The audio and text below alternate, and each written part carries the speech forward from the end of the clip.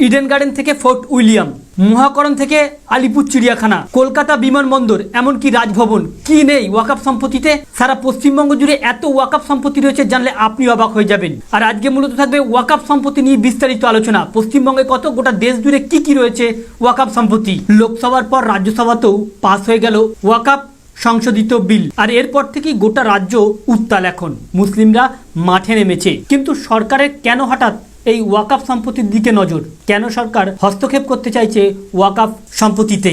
জানলে আপনি অবাক হয়ে যাবেন। ভারতের তৃতীয় শক্তিশালী সম্পত্তির ব্যাংক হচ্ছে ওয়াকফ বোর্ড। ওয়াকফ সম্পর্কে অনেকেই জেনে গিয়েছেন যে এটি এমন একটি সম্পত্তি যেখানে মানুষ স্বর্গ লাভের উদ্দেশ্যে কোনো মসজিদ, কবরস্থান, দরগায় যে সম্পত্তি দান করে থাকে সেটা হচ্ছে ওয়াকফ সম্পত্তি, যা কন্ট্রোল করে সারা ভারতবর্ষ জুড়ে ওয়াকফ বোর্ড। তবে এই ওয়াকফ বোর্ডে এত পরিমাণে সম্পত্তি রয়েছে যেটা জানলে আপনি অবাক হবেন।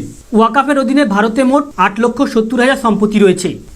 9,40,000 একর জমির নিয়ন্ত্রণ ও পরিচালনা করে ওয়াকফ বোর্ড, যার আনুমানিক মূল্য 1,20,000 কোটি টাকা। এর মধ্যে আবার কলকাতার দুটি অভিজাত ক্লাবও রয়েছে। কেন্দ্র সরকারের রিপোর্ট অনুযায়ী পশ্চিমবঙ্গে মোট 80,548টি ওয়াকফ সম্পত্তি রয়েছে। হ্যাঁ, শুধুমাত্র পশ্চিমবঙ্গেই কেন্দ্র সরকার যে রিপোর্ট দিচ্ছে সেখানে বলা হচ্ছে শুধুমাত্র পশ্চিমবঙ্গেই 80,548টি সম্পত্তি রয়েছে।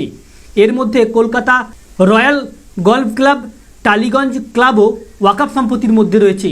শুধু এই দুটি ক্লাব নয়, রয়েছে আলিপুর চিড়িয়াখানা, রয়েছে কলকাতা বিমানবন্দরও, রয়েছে মহাকরণও, এমনকি ইডেন গার্ডেনও ওয়াকফ সম্পত্তির আন্ডারেই রয়েছে। বাংলার সম্পত্তি রয়েছে 158টি। বাংলায় যে সম্পত্তি রয়েছে তার মধ্যে 158টি স্কুল রয়েছে, 4টি মডেল ইংলিশ মিডিয়াম মাদ্রাসা, 19টি মুসলিম হোস্টেল, 9টি হাসপাতাল বা স্বাস্থ্যকেন্দ্র। বীরভূমে ওয়াকফের জমির উপর রয়েছে একটি বিশাল শপিং কমপ্লেক্সও। এইসব তথ্য দেওয়া হয় কেন্দ্রীয় সংখ্যালঘু বিষয়ক মন্ত্রকের তরফ থেকেই। এমনকি ওয়াকফ বোর্ডের থেকে কলকাতা, একদিকে ওয়াকফ বোর্ডের তরফ থেকে কলকাতার কোন কোন জমির উপরে দাবি জানানো হয় সেটা শুনুন। বিভিন্ন সময়ে রাজভবন, মহাকরণ, ইডেন গার্ডেন্স, ফোর্ট উইলিয়াম, চিড়িয়াখানার অর্ধেকটা, মোহনবাগান, ইস্টবেঙ্গল, মোহামেডান ক্লাবের জমিও ওয়াকফ সম্পত্তির মধ্যেই রয়েছে প্রসঙ্গত। তবে এখনও পর্যন্ত যে অনুমান করা হচ্ছে এই ওয়াকফ সম্পত্তিতেই হস্তক্ষেপ করতে চাইছে সরকার। কেন্দ্র সরকার সম্পূর্ণ হস্তক্ষেপ করতে চাইছে, আর এর প্রতিবাদী মুসলিমরা মাঠে নেমেছে। যে কোনো প্রকারই এই বিল পাস হলেও আইনে পরিণত করা যাবে না। ইতিমধ্যেই কলকাতা থেকে শুরু করে গোটা দেশ জুড়ে একটা বৃহৎ আন্দোলন চলছে। শুধু তাই না, এমনকি এই বিল রুখতে আগামী দিনে আরও ভয়ানক আন্দোলন হতে পারে। ইতিমধ্যেই সেই আন্দোলন শুরু হয়ে গিয়েছে। তবে মাঝখানে বেশ কিছু প্রশ্ন আসছে।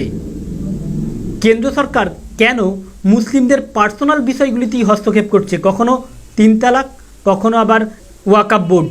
মুসলিমদের নিজস্ব যে বিষয়গুলি থাক না মুসলিমদের কাছে, এ নিয়ে কেন রাজনীতি?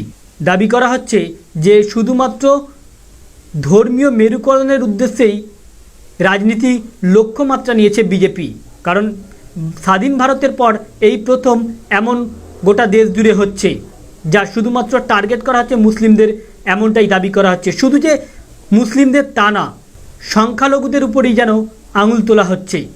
তো ফ্রেন্ডস, আপনি যদি একজন স্বচ্ছ ভারতীয় নাগরিক হয়ে থাকেন তাহলে আপনি কি চান ওয়াকফ বিলটি আইনে পরিণত হোক?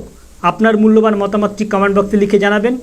আর যদি আপনি চেয়ে থাকেন না ধর্মীয় সম্পত্তি যার যার তার কাছে থাকুক, কারণ একাধিক আলোচনায় উঠে এসেছে যে ওয়াকফ সম্পত্তিতে 2 জন করে অমুসলিম রাখা হবে এবং সেখানে একজন মহিলাকেও নিযুক্ত করা হবে এবং দায়িত্ব দেওয়া হবে জেলা শাসককে। এ নিয়েই প্রতিবাদ চলছে। এই ওয়াকফ সম্পত্তি থাকুক ওয়াকফ বোর্ডের হাতেই। অপরদিকে পাল্টা দাবি করা হচ্ছে যদি ওয়াকফ সম্পত্তিতে অমুসলিম প্রবেশ করানো হয় তাহলে মন্দিরের যে সকল জায়গাগুলি রয়েছে বা ভগবানের নামে দানকৃত যে জায়গাগুলি রয়েছে সেই সম্পত্তিতেও অহিন্দুদের ঢোকানো হোক। এ নিয়ে একটা ধর্মীয় মেরুকরণ সৃষ্টি হচ্ছে। আপনি কি চান ধর্মীয় মেরুকরণের উপর গোটা দেশ জুড়ে রাজনীতি হোক, না সরকার শিক্ষা, স্বাস্থ্য, খাদ্য, অন্ন, বস্ত্র এদিকেই লক্ষ্য রাখুক? ধর্মীয় ব্যাপারগুলি যে যার সে তার বুঝে নেবে। আপনার মূল্যবান মতামতটি কমেন্ট বক্সে লিখে ভিডিওটিকে শেয়ার করবেন। Thank you friends, thank you for watching.